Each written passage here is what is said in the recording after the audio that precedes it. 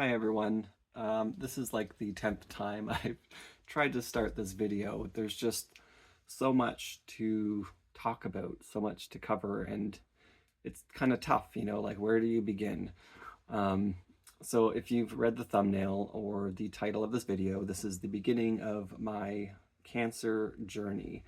I mean, actually, it's the end, like I've already finished all of my treatments, but I just wanted to go back over it all and just talk about it, talk about everything that I went through, finding it, surgery, treatments, and all of that, because there's a lot of content out there about this, and I just wanted to contribute to that. And maybe somebody else who's going through this or is just about to go through it, it might help them at least answer some questions or just maybe just not feel so alone.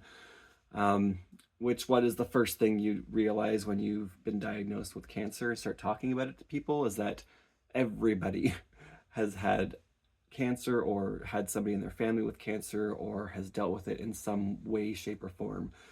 It is everywhere. It's just not always talked about by everyone. So anyway, this is me just sitting here talking about my journey with stage 4 colorectal cancer with liver metastasis. So I'm going to start from the beginning. And yeah, so I just grabbed my phone. I don't have a fancy microphone. I sat here trying to figure out how I'm going to film these videos. Am I going to sit at my desk, use my fancy microphone? I just don't care. You know what? It's not about that. I'm just here to talk to you about what I went through. So I thought I would start at the beginning, and I just need to kind of go back a little bit in time because there's some things that was going on in my life prior to my diagnosis, because I probably had cancer for years before I found out, and there were signs that I should not have ignored, but were easily excused by other things that I had been going through in my life. And so it just never seemed like it could be cancer. So again, like I said, I had stage 4 colorectal cancer, and it had metastasized and spread to my liver. So there was a tumor in my rectum and a tumor in my liver. So that news was pretty freaking scary. Like all you hear, that stage 4 colorectal cancer, all you hear is how terrible that is and how few people survive that. And, statistics can be good, but they can also be bad because they don't show all the nuance to it. Like, I survived, at least at this point in my journey, a year later. Um, but I'm young, I'm healthy. So anyway, going back to my story here. So I've had or struggled with IBS for about 10 years. So if you don't know what that is, it's irritable bowel syndrome, or IBD, irritable bowel disease. I was kind of diagnosed many, many years ago with that because they just couldn't figure out what else it could be. And it just means that you have like inflamed bowels, you go to the bathroom more often, you frequently have, bouts of diarrhea. And it just becomes something that you manage with. Like there's no cure, there's no solution to it other than just, being a little more healthy with your food choices, being active, and then just managing it with Imodium or Pepto-Bismol or whatever. So anyway, I went through that for years, and stress brought it on, would make some of my bouts of it last for weeks, even months sometimes. But anyway, you cope with it, you learn to live with it. And yeah, anyway, so all of that could have been maybe what led to my cancer, or maybe it had been the cancer all along. But anyway, so a few years ago, I left Toronto. If you know me at all, if you've been a part of this channel for a while, you know that I've lived in Toronto for almost 20 years, about 16 or so years. And I left Toronto during after the first year of COVID. And so I was living back home in Muskoka. So my issues that I was having obviously they continued on, but they were getting a little bit worse since I moved back here. But again, it was just, oh, it's my IBS. Oh, it's nothing. the reason why I'm telling you this is that there are some circumstances that, again, became excuses for it not being what it was. Um, about being diagnosed. So I should have been a little more attentive to my health needs.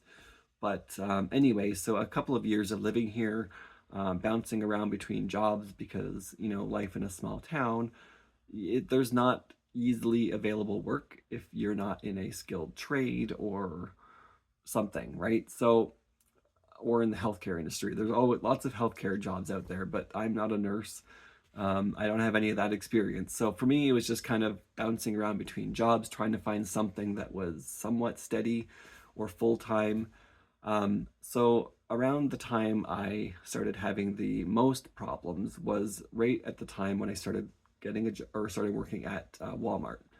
So the only thing they had available was in the parking lot as a lot associate pushing around shopping carts. So this was right around the time when I started feeling pain in my right side, like in my glutes, in my, like not really my stomach, but like in my glutes around that, like that area, like in my groin. And I just kind of thought that was because I had been pretty much sitting around the house for a few months before I was able to find this job. And so now I'm overworking my leg muscles with all of this intense work pushing the shopping carts because it may not seem like it, but that is a really tough job and it's actually quite annoying. And so you're just frustrated and the pain starts happening, and I'm just like thinking it's the job and my stress. And I had also been having some issues in the bathroom. So I've been noticing 2, 3 weeks going on with diarrhea, with, just bowel problems. But I had started to notice a bit of, like, not blood, but like tissue, like bloody tissue that had been coming out. And I've been noticing that in the toilet. And so I went and I got some stool samples. It took me a few weeks to get those results because I still had my Toronto doctor. I have not been able to find a doctor up here, although I have one now. And so I went to a walk-in clinic in Bracebridge, which apparently it's the only walk-in clinic in Muskoka, it would seem. They just rushed me in and out so fast. They were so busy. I went over to the lab next door and I got 3 different stool samples submitted. They went to my Toronto doctor, who I guess looked at them all, didn't find any problems. One of the samples apparently was not viable, and they never called me. So it was like 3 weeks before I called them. Excuse me. I'm just trying to see, like, what is going on? Like, did you get my results back? What are they? So they told me that, oh, everything is fine. There's no problem. We didn't see any issues. And I'm kind of skeptical because the samples had bits of bloody tissue in them. So I don't know what they were thinking. But anyway, you do that. The doctor says you're fine. So you just kind of move on. You're like, okay, well, I guess if I'm fine. And this is when I should have immediately just gone to the hospital for another opinion or for further analysis, because that right there is when they should have recommended going in for a colonoscopy. But anyway, so a couple of weeks went by, the pain in my leg kept getting worse. And again, I just thought it was because of the shopping carts and the pushing and all that extra work. But it was getting so bad that I was struggling to sit in my car. And it was specifically my car. I guess the angle of the seat, the way I was sitting, it was just so excruciating. Like I had to put one foot down on the floor and push myself off my seat on the right side because it was just hurting so much. And then I was getting this other pain like in my right testicle that was like throbbing pain, and it would just come and go, and it would be so intense. And so one day I just couldn't take it anymore. I was sitting in the parking lot at work. I was about to start a shift, and I just called in and said, I'm not coming to work today. Excuse me. And I went to the hospital and I explained all of this to them about my history with IBS, about the bathroom problems, about the stool samples, about the bloody tissues, the pain in my leg. And then they couldn't really do a whole lot in the moment, but they referred me to a doctor, a colon specialist in Bracebridge. That took a couple of weeks to get that appointment. And then when I went to see him, I again explained all of this to him. Then he scheduled me for a colonoscopy, but I believe that was like a month later. And then I went in for this colonoscopy. So, just for context, this has been now 2 months of me experiencing bloody tissue in the toilet and pain in my groin, in my testicle, in my glutes, down the back of my leg, before I had a colonoscopy. And when I went in for that, he said that as soon as he went in, he saw a tumor. So anyway, I come out of the colonoscopy, I wake up from the anesthesia, and he tells me this. And so, of course, that was the last thing I was expecting to hear. Um, but I just right away I was like, so what do we do now? And he booked me in for a CT scan, and that was honestly I'm struggling to remember now, but I believe it was within the week. So I did the CT scan, and that's when they found a tumor in my liver. So it was a few days after the CT scan, waiting for the results. I was at work, and he calls me. I mean, really should have come in and done this in person, but honestly, I don't care. I'm just like, give me the information. Tell me over the phone, doesn't matter to me. So he calls me at work, and I got off the floor. I went to find a quiet place, and that's when he told me that I had stage 4 cancer. And it's obviously, I immediately just started to cry because it's, you hear that and you hear about rectal cancer, liver, and it sounds like a death sentence. And the way he was talking about how serious it was, and they want to start aggressive treatment immediately, it just it just feels like your life is over. And so obviously it's not. I'm still here, but yeah, I said thank you for letting me know. We going in for an MRI so that they can get a better look. That was 3 weeks away. So hearing that news and then having to wait 3 weeks for an MRI just seemed like an incredibly long time. But I didn't get the MRI right away. They called me a few days later to book an MRI, and the earliest they could get me in was 3 weeks. So anyway, so I called my mom, talked about it. I went home from work, and yeah, it was a rough few days. So one of the things I wanted to avoid was getting depressed. Like, I was already pretty depressed before this. Like I said, I moved from Toronto. I was back in my hometown, a small town. In a lot of ways, it was like going back in the closet, because I'm sure if you've been around this channel for a while, you know that I'm gay. Just the channel itself is very gay, but the point being, it just being back in a small town, it's like in some ways it feels like you've gone back in the closet. I just felt like everything in my life was just getting worse, getting smaller, getting more constrained. I was just, went from independence and my own apartment and financial freedom and just to being, living at home again, unable to afford to live anywhere because of COVID and the pricing and housing, and working a minimum wage job that I was able to find because there's like no work up here, and just starting to feel trapped, and like my life had gone nowhere. And I just turned 40, this year. So I'm just, a lot of these things were making me feel very depressed. And then I find out that basically that I'm dying. And I refused to let this get me down. Like, I had just started to come up with some plans to make my life better, to move away, go back to school even, and, get my life back on track. And then this happened and just completely derailed everything. So it would have been very, very easy for me to just fall apart and become a mess. And for a lot of people, that's what happens. And actually, one of the things that a lot of the nurses and doctors um, said to me was just how well I was handling all of this and how organized I was, because that's what I did. The first thing, I found good resources of information, and I learned everything I could possibly learn about this, about the cancer, what it is, how what the treatments are going to be like, what the drugs are, what the side effects are.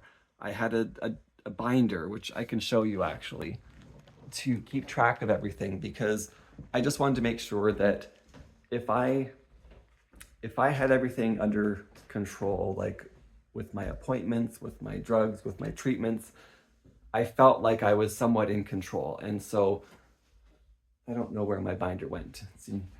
But anyway, that helped me because it allowed me to just focus on it. Here it is. So I'm going to turn the camera down a little bit, but this is my little binder here. So all of my contact information on that sheet from the hospital. And then I just had like a list of contacts. I had hospital information, my list of medications, and then all the drug information, you know, different. This is after I got to RVH though, tracking some of my blood work, you know, a lot of stuff in here. So for me at the beginning, it was just great to feel like I was in control of something. So yeah, that was kind of how I found out that I had cancer. I just want to check here so I don't miss anything in this first video. But yeah, so aside from my doctor in Toronto completely fucking up and not ordering a colonoscopy immediately when he saw my stool samples. I mean, even if you didn't find anything in those samples, you'd think the next course of action would be, well, you know, there was some bloody tissue in there. Maybe you should go for a colonoscopy just to be safe. Because I found out later that that tissue that I was seeing was most likely little chunks of the tumor or cancerous tissues around the tumor breaking off and coming out. So anyway, aside from that, once I got diagnosed, my care was amazing. Every phone call I got from a nurse, from a doctor, it was like I was the only patient. You know, they were on it. They always called me when they said they were going to call me. You know, it was very, very good care that I received once I was diagnosed. But anyway, I'm going to leave this video as is, and the next video will be more about coping with that diagnosis, and about how I stayed positive throughout that, and about getting EI set up, my leaving work. So yeah, so this was just about my finding my cancer. So what I would suggest to anybody, no matter what age you are, if you feel like there's something wrong, just go to the hospital and explain your issues, and they can refer you somewhere. You know, one of the things with me, because I went to the doctor many times back when I first had IBS issues, and not once did any doctor ever recommend a colonoscopy. And I find out later that that's because if you're young, like I was maybe 30 at the time when I was having those issues, they just think you're too young to have cancer or colon cancer or anything. So they don't put you through these tests to find out.